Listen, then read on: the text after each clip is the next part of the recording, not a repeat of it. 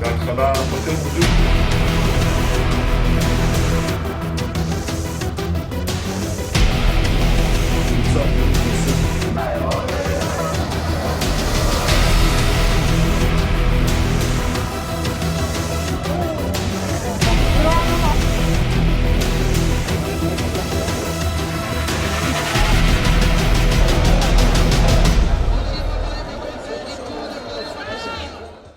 Is the Israel UAE Agreement the emergence of an already existing alliance, as many people say?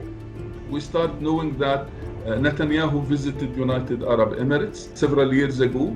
The cultural minister visited publicly United Arab Emirates and visited the Grand Mosque called Zayed Mosque in Abu Dhabi. The Mossad chief, the intelligent Israeli services, they visited. We are talking earlier than this. So yes, I agree, and there is so many supporting evidence to say that there was a secret deal with United Arab Emirates, and United Arab Emirates is trying to have a role. It's a very small country. It is just established in 1970s, in 1971, so it's just a yesterday mini-state which was under the protection of the British. And this is one way to establish, to have a role, is to have a normalization relation and an agreement, diplomatic relationship between Israel and United Arab Emirates. But unfortunately, the one who will benefit from this is the Israeli, not the United Arab Emirates as a country. How the agreement affects the Muslims of Quds and Israel's political influence in this city? Unfortunately, it will have a huge impact on the people on Qudus, and in particular on Al-Masjid Al-Aqsa in particular. The statement read by Trump, he is saying the Muslims are allowed to visit Al-Aqsa Mosque peacefully. Allahu Akbar. Americans and the Israelis giving, and with the Emiratis giving a permissions, the quote, Muslims are allowed to enter peacefully to visit Al-Masjid Al-Aqsa.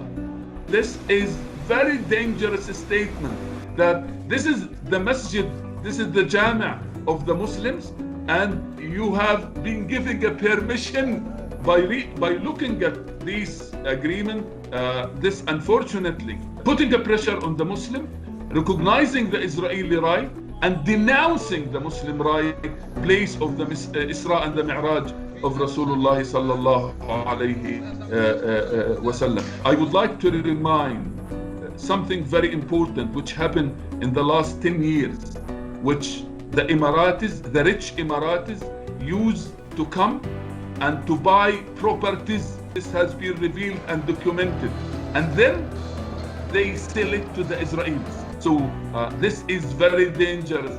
If they used to sell this property in secret in the past, nowadays, after this agreement and after the diplomatic relationship between United Arab Emirates and Israel, they will do this officially on the public, unfortunately. Do you think will Israel accelerate occupation plans on West Bank after this agreement? No doubt. Israel is occupying the West Bank since 1967. One of the reasons United Arab Emirates saying that this agreement will delay, will cancel, will postpone the annexation. Annexation is happening, and the Israelis, even Netanyahu said very openly, we are only postponing it, but we will continue doing it. Annexation is a nice phrase used by the Israelis. It is not annexation. It's not annexation. It's the continuation of the occupation of the West Bank. So it will have an impact on the West Bank. It will have, unfortunately, at all levels. Israel Prime Minister Netanyahu says this agreement circle will expand in the near future. Do you think other Arab countries will give the green light to Israel in this way? I don't have any single doubt. Not only Arab country, but some Muslim countries, unfortunately, will follow on this. And yesterday, we have Kosovo, unfortunately, following United Arab Emirates. I think Israel is focusing more on the Gulf now. I'm expecting a lot of Gulf countries to follow, like Bahrain in particular, Saudi Arabia, other Arab countries, like you mentioned, Sudan. The first wave, yes, failed of the Arab awakening, of the Arab Spring. But as a scholar of international relations, I'm expecting the second wave. And this normalization might lead the people to the second wave of the Arab awakening in the region. And we might be surprised that the second wave starts from the Gulf rather than from any other part of the Arab region. Why these steps taken now? Is there any special timing for this?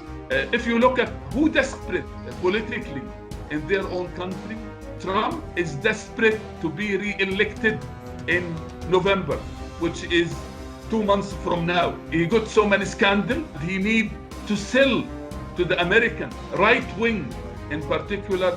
Netanyahu is also in the same position. Netanyahu, with his corruption, there is a court case against him, etc., etc. There was several elections and he couldn't win the election to be his party. Netanyahu is saying to the Israelis, I'm bringing to you economical prosperity by having this agreement. So it is timely and it is very important for both the Americans and the Israelis.